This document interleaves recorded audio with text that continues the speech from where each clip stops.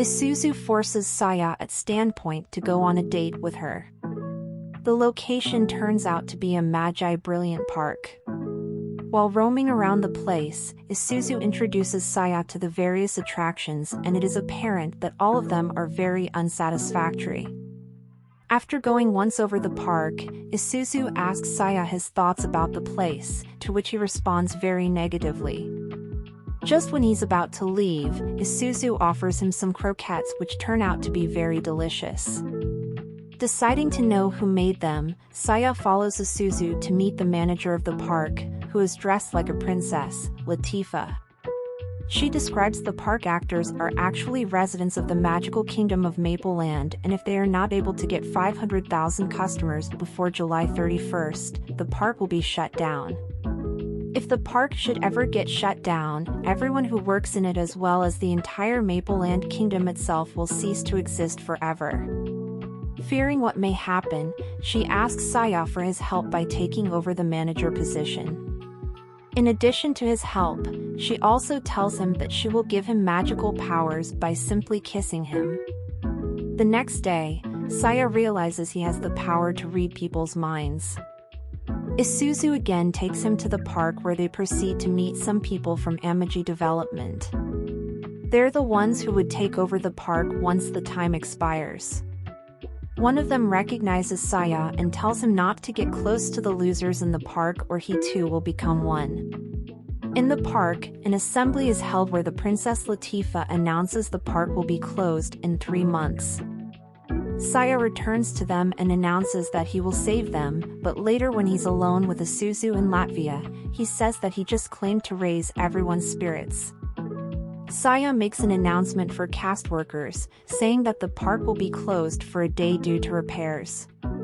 When Moffel hits an annoying guest, Isuzu attacks the guest and his friends with which cause memory loss. Salama records the fight with her cell phone. Saya records a promotional video with the Elementario fairies, Latifa, and Isuzu wearing beachwear, but it does not get as many views as expected. Then he uploaded an edited video of the fight, which got many hits and as a result gave many views to the PV uploaded beforehand.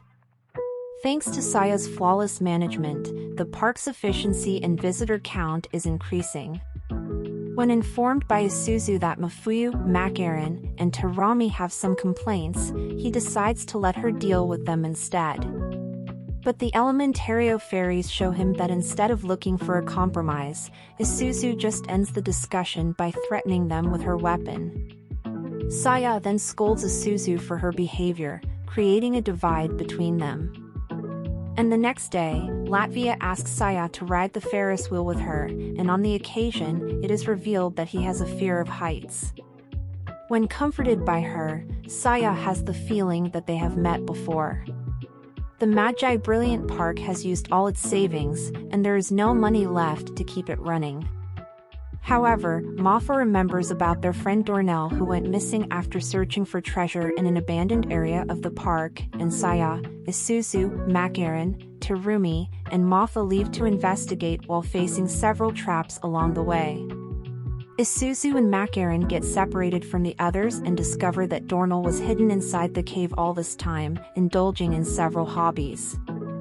While Saya and the others confront Rubrum, the Red Dragon, they learn that Rubrum and the Diggories, a group of mole-like fairies, were running away from a tyrannical empire and given shelter in the park. With the park short on staff, Syed decides to hold a job interview for new workers, and Isuzu gets herself in serious trouble when she unknowingly eats a fruit that forces her to always tell her mind, leaving her in fear of revealing her true feelings for him. Her troubles are worsened when 3 of the female applicants are the ones she sees in her dreams the previous night, causing her to think that they will either like Saya or replace her as his assistant and secretary.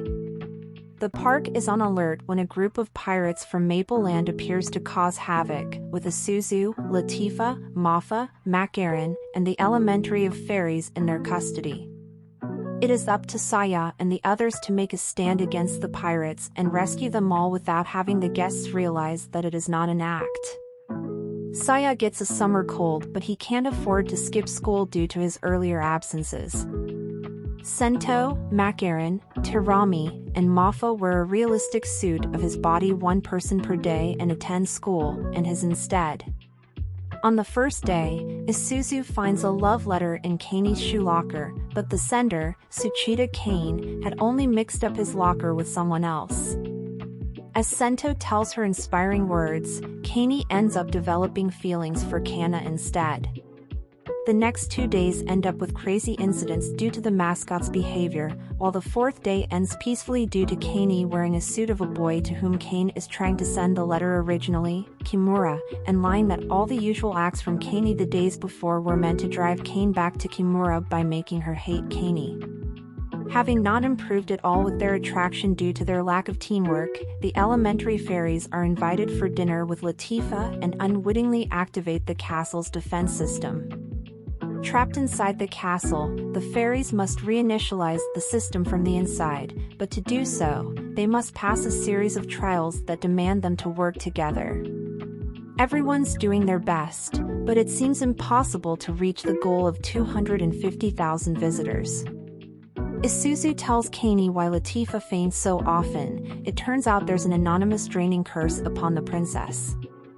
Amagi Brilliant Park was built to keep Latvia alive. Saya recalled that the meeting with the princess when he was young, but she looked exactly the same then. Maffel told him that the curse not only affects her health but also resets her memories and physical development every year. With only 10 days left until the deadline, Saya hears from Trikin that he found what he asked him to look for, renewing his hopes.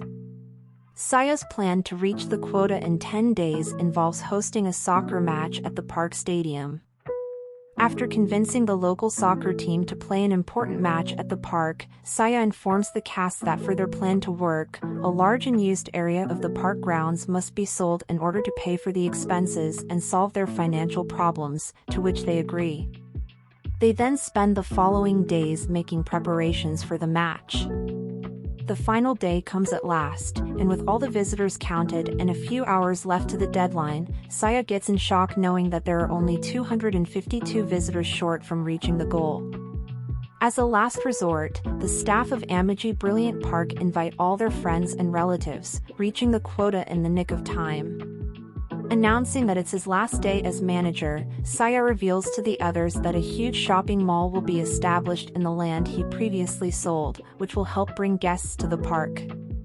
Takaya from the Amagi development compliments Saya for the feat but also mocks him because the issue with Latifa's condition is yet to be solved, revealing himself as the wizard who cursed her in the first place before fleeing.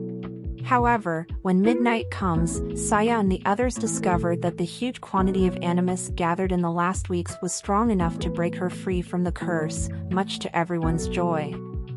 Saya bids farewell to the people of the park. The next day, Saya returns and assumes his post as the manager of Amagi Brilliant Park, claiming that there is still a lot for him to do.